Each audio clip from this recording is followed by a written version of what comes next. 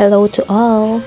Pag-usapan naman natin, bakit nga ba may mga taong hindi makamove on? Yung tipong kahit sobrang tagal na ng panahon na iniwan o hiniwalayan, ay hindi pa rin magawang mag-move forward. Ganito ang gawin mo para makamove on ka. Una, humanap ka ng trabaho o iba na pwede mong paglibangan. Pangalawa, makihalubilo o mag-enjoy ka kasama ang pamilya o mga kaibigan mo.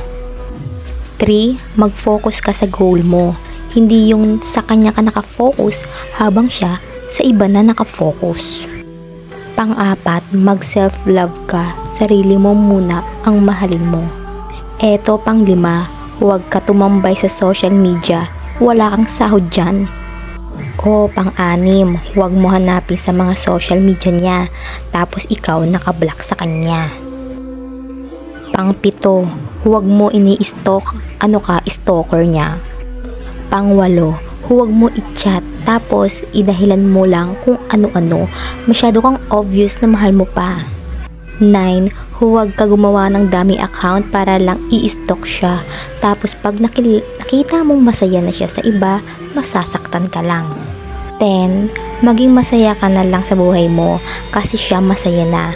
Huwag mo ikulong ang sarili mo sa nakaraan, lalo na kung alam mo ang dahilan kung bakit ka andyan sa sitwasyon mo ngayon. Eto rin, isipin mo rin kung bakit nga ba tayo iniiwan at ipinagpapalit. Maging open-minded ka sa mga nangyayari, hindi porke maganda ka, hindi ka naiiwan. Miss Universe nga iniwan eh. Hindi porke legal ka, hindi ka naiiwan. Kasal nga, hindi naman masaya. Pang-14, huwag ka maghanap ng kapalit, kusa yan darating. 15, huwag mo pagsiksikan ang sarili mo sa taong ayaw na sa'yo. Para makamove on ka, kalimutan mo na siya. Dahil kung talagang nakamove on ka na, dapat wala ka ng pakialam. And that's all for today's video, guys. This is for all who can't move forward.